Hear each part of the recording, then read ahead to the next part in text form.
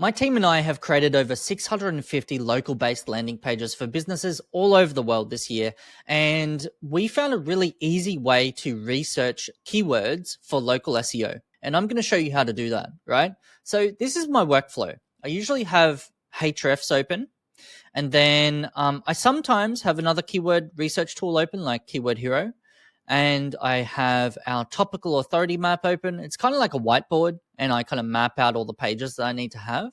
And then I have Google Maps. That's it, right? So I'm going to use an example of a dentist, right? And let's say this dentist is in Bolingbrook.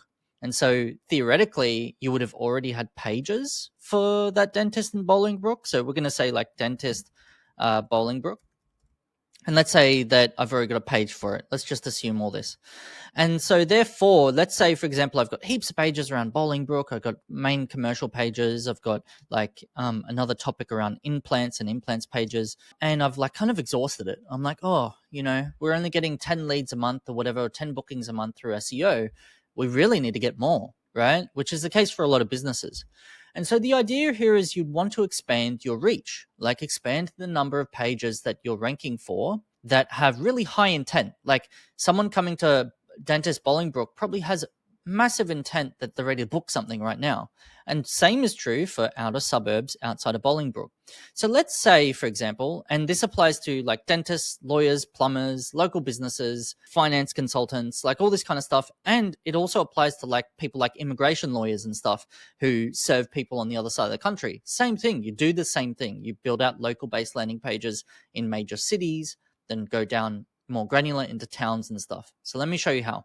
So let's say that we had Woodridge here and we want to create a page there and do some keyword research to see if we can get more people coming to our website and booking appointments with us. And let's say that Woodridge was, a decent distance away from Bolingbrook, where it's okay for us to have a landing page there without misleading people too much. They don't want to book somewhere too far away, but we want to compel them to make the extra distance because we're a better dentist than everyone else. Let's say that was the case.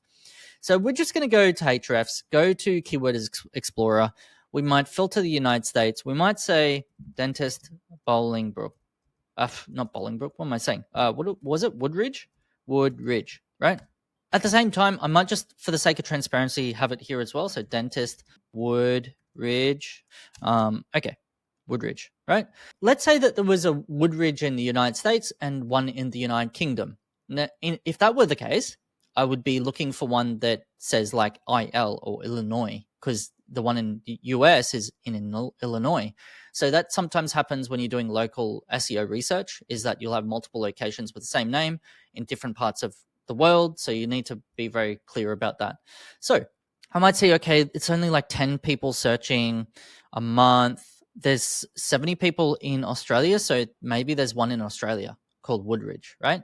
And so I'm looking for the one, so that it doesn't confuse people, I might look for the one with IL. Now you might be wondering, IL has only 10 searches a month. That's not enough. Like surely that it's not worth doing a landing page for. The thing is, the way that Google works is that it clusters keywords. So what I mean by that is if we turn and cluster keywords here, we've got dentist Woodridge IL. You'll see that Google is kind of understands that if you're in this local area around Woodridge and you typed in Woodridge dentist, Google is not going to serve the one in Australia to you. It's going to serve the one closest to your location. It's smart enough to understand that you're nearby, right? And when you create a landing page mainly focused on dentist Woodridge IL, like that's in the content mainly and the H1, H2 or whatever, then it's smart enough to know that these you're kind of trying to rank for these as well, right? And so that's where this little metric here, which isn't shown, it's also ranked for, that some keywords like this one will also rank for a lot of different other keywords. So you can have one page on your website ranking for like 20, 50 keywords, right? It's really cool. So don't get so stressed out about, picking the wrong keyword here. So try to pick one that makes the most sense based on the intent, and then know that naturally you will rank for a lot of other keywords anyway, based on the content you write and stuff like that. So I might just go, okay, dentist Woodridge, let's do that one. Let's plug that in. I might go over to my topical authority map. We might create a new task because I'll go create a landing page for this eventually. And I'm just going to go create tasks for dentist Woodridge. And while I'm here in Woodridge, I might be like, okay, well, I've also got I do implants, right? anyone looking for implants in Woodridge, like dental implants? Let's see. Dental implants, maybe not. So no one at the moment. Dental implants Woodridge. Let's go to Hrefs. Let's see if there's any on this database. So dental implants Woodridge IL. So 0 to 10 searches. So it could theoretically be worthwhile. We could theoretically do that. I probably would, just for the sake of topical authority. And I might just add that to this one over here.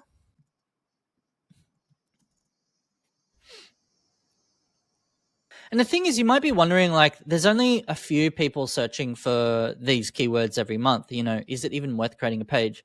And I think there's an argument for and against this through opportunity costs. It's like, why should I even bother? Well, the thing is, it's like a snowball effect, right? Let's say that you do this 100 more times or 10 more times, for example. Let's make the math simpler. Then you've just increased the amount of lead opportunities to your website by nearly 100 new people per month. Let's say that was the case. Let's say that you won all of those views, which is not likely, but let's say that is. Then you're just increasing the number of people coming to your website who have really high intent because they're typing in dental implants Woodridge IL. Do you think that they're looking to book in something right now? Probably, right? And so the intent is high. So it's not like some shady lead who's not interested, right? So that's the whole idea with local based research. When you're doing keyword research, is you try to understand out of all the services, you go to the core service. I'm a dentist. That's what my label or category is, my niche, my industry. So I will basically exhaust all the suburbs around that. And then I might go, okay, Romeoville next. And then let's say that I was able to serve as far as Plainville. I might do that as well, and just keep going on. And by the time I exhaust all this across not only just dentist keywords, but also do like suburb-based keywords around dental implants, Woodridge, dental implants, Romeoville, all that stuff, and then I get into teeth whitening and I get into all this stuff that I offer, then you've likely improved or increased the amount of reach you have to the widest net of an audience within reason, because it's still high intent. And you've probably increased the amount of people coming to your website through SEO by 1,000-fold, right? And then not only that, you can run Google ads to each of those pages as well. So it not only benefits your SEO, it benefits like if you've got ad initiatives as well in those target locations. It's not over the top. Most local-based SEO keywords in suburbs have very, very low competition, so it's very easy to rank without any backlinks. So let's say for this one, I might need 2 quality links to rank in the page 1, right? And aside from having an amazing content that beats all of these guys, like I find that I've got, just as many videos, I've got FAQs, I've got great reviews, I don't have thin content or whatever, and I'm still not ranking the top 3, I would then consider getting at least 2 quality backlinks. And so this is just a ballpark figure. And you might find this when you're doing like immigration, lawyer, Sydney. I'm only doing this because I looked up this recently.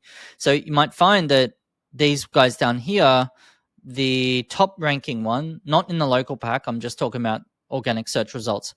These guys have 39 backlinks, 24 different domains pointing to their site. So you might find in order to beat these guys, I need to at least rank here, right? I might want this as my minimal. This is what I want to rank for because these got low numbers for the backlinks and domains. So therefore, I might want to get at least 4 quality links so I can rank up here. I've got a video on how you can determine how many links you really need. So it's not 24 here or not 39 here. It's actually probably a lot lower. You probably only need 3 to beat these guys. But basically, your main goal for the landing pages is to understand what content do you need on the landing pages to beat these guys, right? So making sure you're beating them on content, beating them on the quality of content, the readability. See these guys, right? We typed in Sydney. Did I just see maybe, yeah, authorized? So there's US spelling on there. So it needs the UK spelling or Australian spelling in that way to obviously be more relevant. It needs easier sentences. Maybe this image is too like high. If I save that, it's probably going to be over X amount of kilobytes that could be improved. The on-page SEO looks okay. Yeah, for the technical SEO. But anyway, I'm not going to audit this site indirectly. That's just how you find local SEO opportunities for your base landing pages. You start with cities first, you then work your way into suburbs, and then once you've actually exhausted all those options, you can then work onto blogs and building up backlinks. But that's pretty much how it works. So if you got any questions, leave them below. I'm happy to answer them, and I'll see you in the next video. Cheers.